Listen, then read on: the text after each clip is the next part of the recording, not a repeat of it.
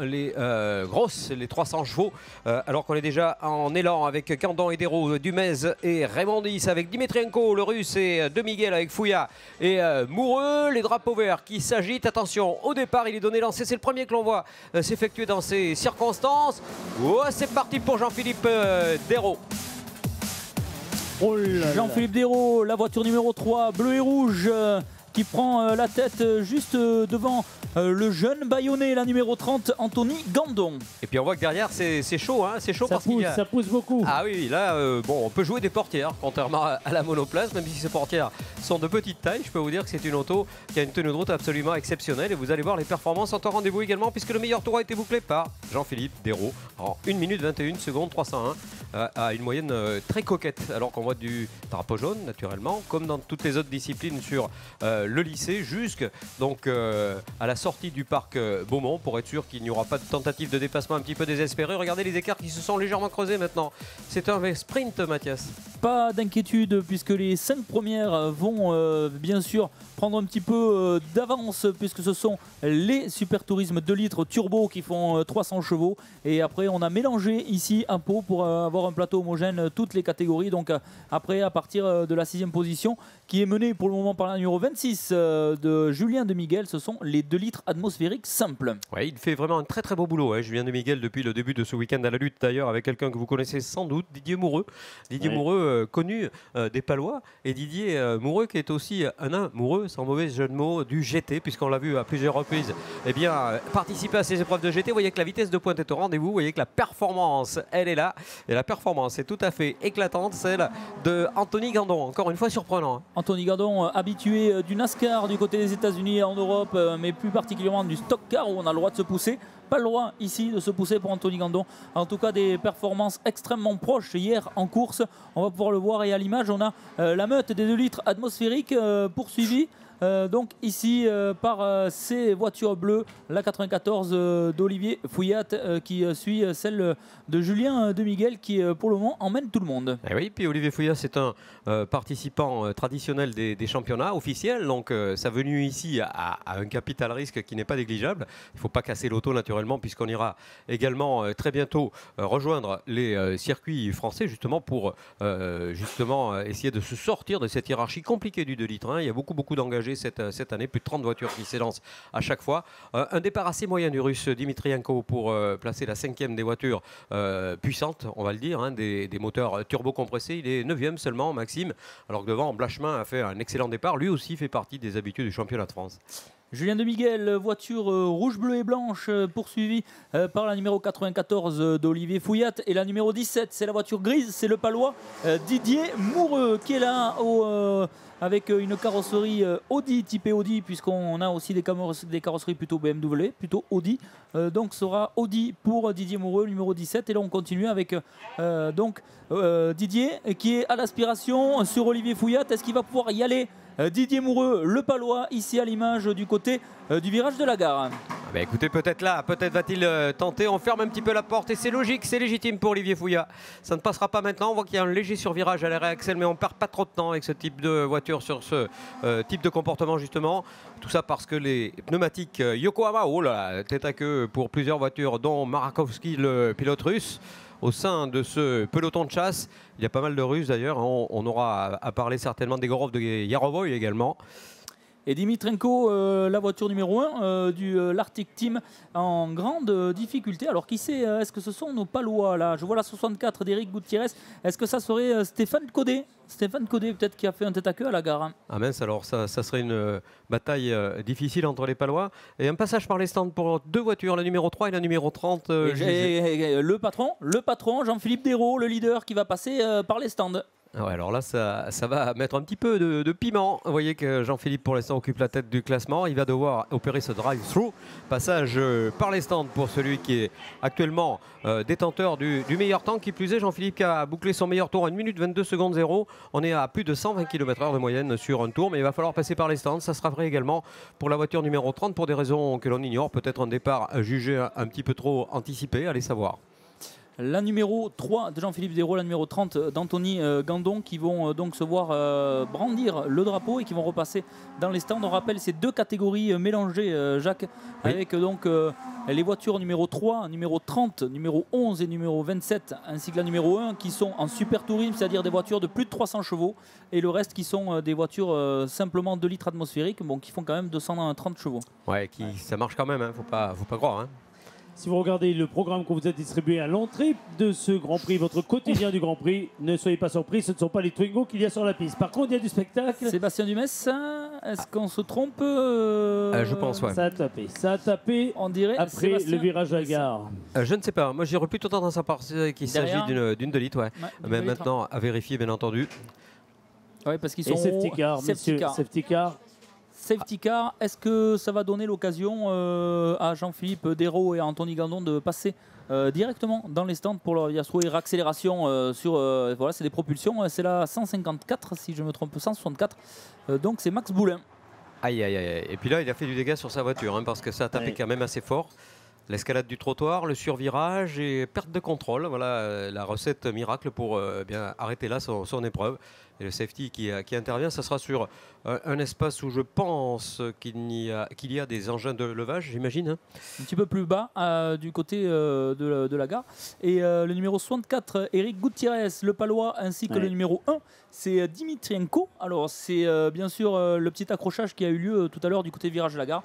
On rappelle la numéro 1 de Dimitrienko qui est censé être un petit peu plus rapide puisque c'est un 2 litres turbo super tourisme. Mais il vient de rentrer Maxime, hein. On vient de le voir aux écrans. Maxime Dimitrienko qui a préféré mettre un terme à cette épreuve. Il était visiblement aux prises avec des petits soucis techniques je pense sur sa voiture.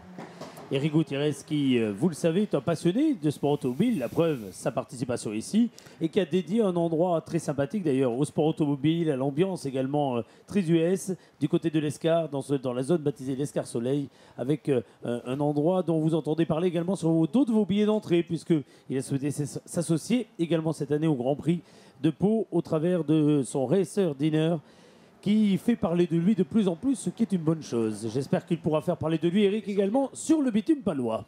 Oui, on l'espère. C'est les rails palois qui ont contraint les rails. Un palois à s'arrêter, hein, parce que Maxime Boulin, qui a été tout à l'heure au contact, est bel et bien de la cité béarnaise. Et boum, on revoit ce choc violent. On le répète à la suite d'un survirage à la sortie de la gare.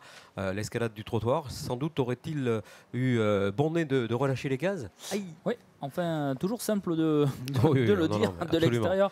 En tout cas, on l'a dit hier, on l'a répété. Ce sont des vraies voitures de compétition qu'a créé Jean-Philippe Desraux. Ce sont des voitures dures à piloter. On nous l'a expliqué hier. Stéphane Codet nous le disait que c'était vraiment des grosses machines légères, puissantes. Boîte séquentielle au volant, on le rappelle, de vrais bolides légers, très légers. En plus, 700 kg. Il y a un rapport poids-puissance qui est hyper favorable. Ça, c'est évident. D'ailleurs, on a eu des invités de choix. Hein. On a eu Yvan Muller qui était là il n'y a pas très longtemps. Sébastien Loeb l'année dernière. Sébastien Loeb l'année dernière. On a eu également Margot Lafitte. Margot qui reviendra d'ailleurs hein, sur une des épreuves de la saison. Et Margot qui ne tarissait pas d'éloges sur cette voiture, qui disait c'est vraiment un outil extrêmement amusant à piloter. Et ça va vite, ça va très vite. On en a la preuve vivante ici à Pau. Et on revoit cette image avec un autre cadrage. Ouais. Ah ouais, non, mais c'était... pas le temps, il a lâché, mais pas le temps. Trop tard, ouais. La voiture était sur l'élan, en fait. Pensait que ça allait passer, en tout cas, erreur et dégâts sur le demi-train avant droit pour cette voiture 164 de Max Boulin, qui devra sûrement passer par la case réparation avant de repartir pour les prochaines épreuves. En tout cas, le travail des commissaires à l'écran, toujours, on a pu faire redescendre la voiture. Les grues d'Ayala qui vont la lever dans le ciel palois. Image bien évidemment habituelle pour le virage de la gare. Ah oui, ce virage décidément compliqué qui n'a pas fini d'en faire voir à pas mal de pilotes, alors que Jean-Philippe Desraux est à l'écran, mais on voit qu'il y a beaucoup de voitures devant, ce qui laisserait à penser qu'il a opéré son passage par les stands. Est-ce qu'on a le droit de le faire d'ailleurs sous safety? Oui, sur le premier tour du safety car, on a le droit de le faire. Par contre, Anthony Gandon ne l'a pas fait et aurait peut-être été inspiré de le faire, puisqu'il va devoir le faire et repartir derrière la meute. Voilà, Dimitrienko qui repart. Les couleurs du VIP Challenge pour un des plus fidèles hein, des Russes. C'était lui qui était le premier à venir en France pour s'essayer à cette discipline. Depuis, il a fait des émules. Il a entraîné avec lui les Ravoy, les Egorov, les Makarovski. Bref, on a fait beaucoup de progrès en russe depuis. Et en prononciation aussi, toujours aussi délicat. En tout cas, on les a à l'image, ces voitures toutes aussi belles les unes que les autres. C'est vrai bolide. Pas de safety car, encore un tour sous safety car, puisque les gyrophares sont allumés. Il faudra attendre que ça lance. Voilà. Et puis on nous le dit en même temps. Ça va relancer. Alors ici, nous rattrapons. Regardez la voiture du pilote 164. Ah ouais, ça, le rail, c'est du solide. Hein. Ouais. Le rail n'a point bougé. Et voilà la meute. Anthony Gandon qui en a profité. Regardez, il est dans les stands. On le voit sur l'image en même temps. Il en a profité pour faire son drive-through. Et il repartira avec Jean-Philippe Dérault derrière. Alors, qui sera le plus apte à faire les dépassements? On connaît deux pilotes pleins de fougue. Jean-Philippe Dérault, vraiment toujours expert et qui aime en plus ses remontées dans les rues paloises. Ah, c'est un challenger, Jean-Philippe, dans l'esprit. Un des pilotes les plus valeureux de l'Hexagone, tout en privilégiant son côté businessman, puisque c'est son métier, c'est aussi une passion qui l'a conduit jusqu'à Pikes Peak sur la course de côte la plus connue du monde, qu'a remporté d'ailleurs Sébastien Loeb. On rappellera pour l'occasion que Jean-Philippe avait pris la 3e position quand même devant tous les Américains qui étaient un petit peu abasourdis de voir la venue des deux Frenchies qui ont fait podium tous les deux. Incroyable parcours donc de l'un et de l'autre. D'ailleurs, ils se connaissent, ils s'apprécient mutuellement. Sébastien Loeb que l'on voit souvent hein, dans les épreuves du GT Tour venir nous rejoindre puisqu'il a tout simplement un team qui engage des voitures dans plusieurs catégories dont le GT avec cette année des Audi R8 LMS à la place des McLaren qu'il utilisait jusqu'ici. Ça c'est pour la petite histoire. Et on continue, le safety car qui roule, mais on a l'impression que tout le monde est au ralenti. Derrière, c'est toujours la même image que l'on peut voir. Il va falloir garder les pneus en température. C'est reparti apparemment. Et non, c'est un replay, pardon. C'est un replay. Non, mais ça va, Jacques, c'est pas grave, c'est pas grave. C'est le début d'après-midi, ça arrive. Mais non, mais quand c'est replay, c'est marqué normalement. Et non, pas ici. Nous sommes en Béarn. Nous ne marquons pas le replay. Ah, oui, d'accord. Allez. En tout cas, voilà la petite erreur qui a conduit au safety car. C'est celle de Max Boulin. On va revenir au direct puisqu'il va y avoir le départ à nouveau. Et c'est, je pense, reparti dans quelques instants. Un drapeau vert ici. Regardez, les gyrophares sont éteints sur la Mégane ici. Et c'est donc, normalement, Sébastien Dumès. Non, c'est Grégoire Raymondis qui va ramener la meute. Et il est parti très vite, très fort. Et Grégoire qui partait donc avec le groupe. Alors je suppose, mes chers amis, que vous avez bien reconnu la différence de sonorité émise par les échappements, à la fois des turbos, à la fois des 2 litres, pour justement avoir un moyen mnémotechnique quelque part et surtout audio de reconnaître ces voitures. Et le talent surtout affiché pour ceux des 2 litres qui arrivent à rester dans leur rythme. C'est le cas de Michael, c'est le cas d'Olivier Fouillat également, qui sont bien positionnés. Et regardez Jean-Philippe Dérault, il avait fait le bon choix en s'arrêtant très vite. Il a pu repartir avant tout le monde et ça y est, il commence à remonter 2 places de prise déjà. Ah oui, et puis alors ça va être le festival, là, regardez bien, parce qu'à mon avis les records du tour vont tomber. Il est déjà détenteur d'ailleurs de ce meilleur passage en 1 minute 22 092 tout à l'heure, et ça devrait aller encore beaucoup plus vite maintenant. Ça continue ici, ça passe sans encombre pour tout le monde du côté du virage du lycée. Et voilà, on revoit le dépassement de Jean-Philippe Dérault, voiture numéro 3, rouge et bleu, aux couleurs bien sûr habituelles de Jean-Philippe Dérault.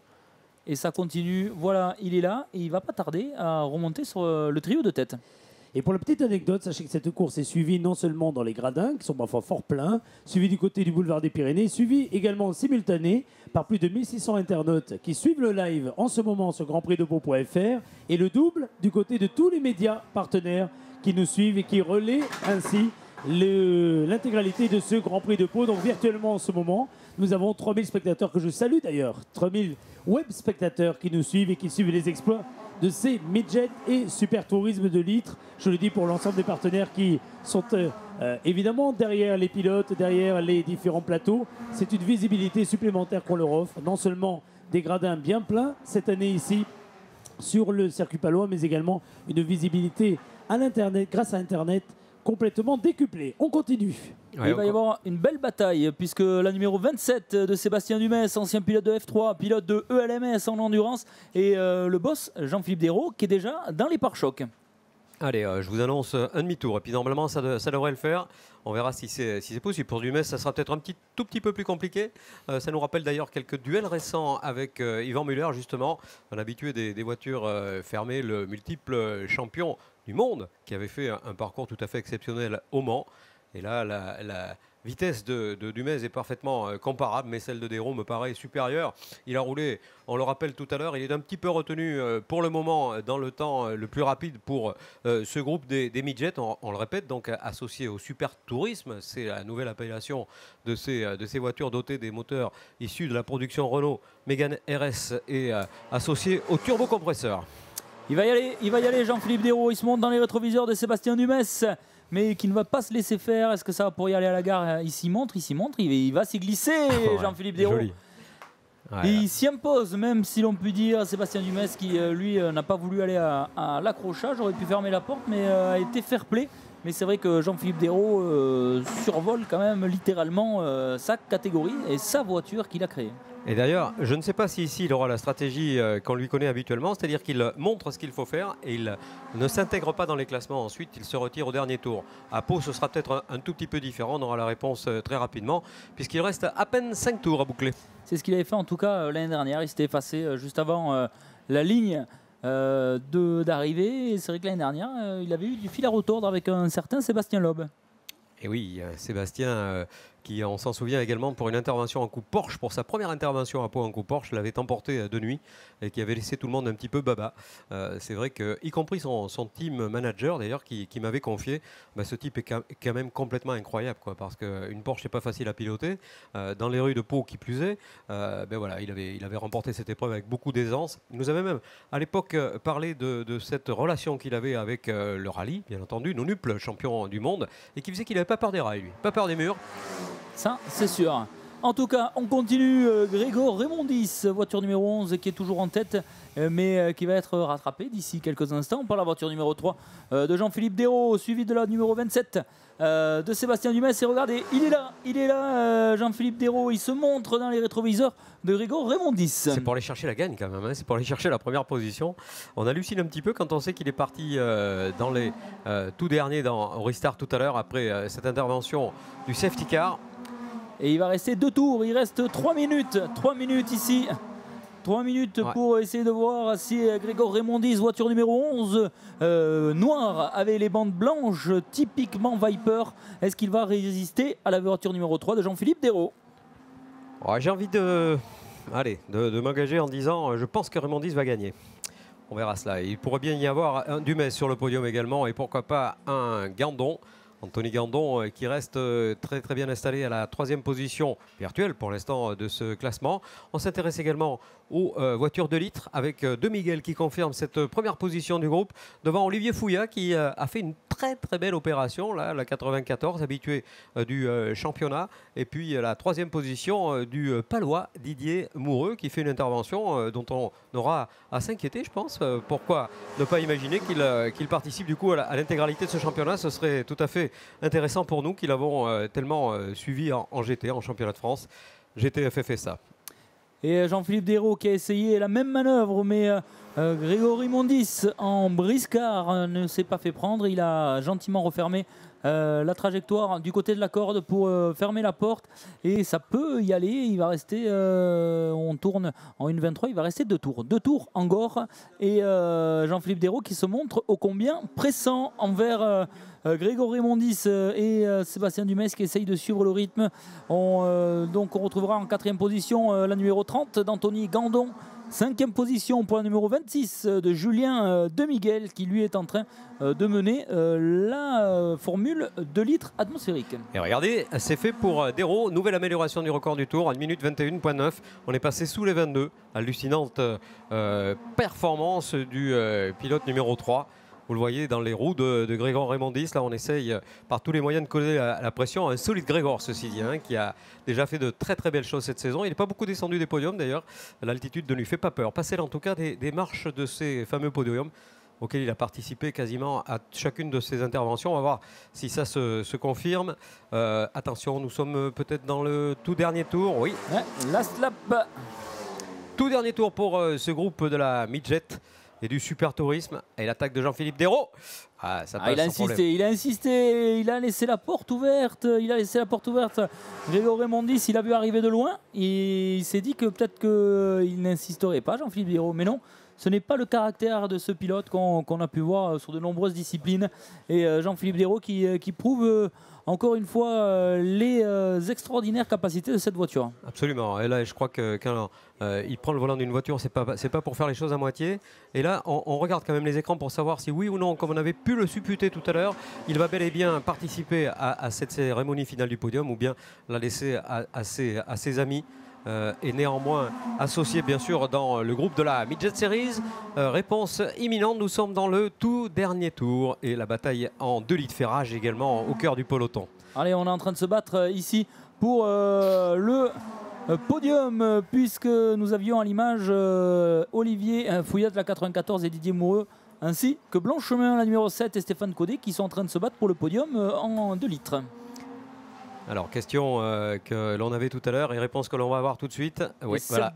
Clignotant à droite pour Jean-Philippe Dérault qui va laisser les garçons s'expliquer jusqu'au bout. Et le voilà ce bout, mesdames et messieurs. Oh, de juste pour Raymondis. Devant Dumez et Gandon. Ah, c'est Dumez qui est passé finalement. Oh là là là là, nous dit le chrono, je suis étonné.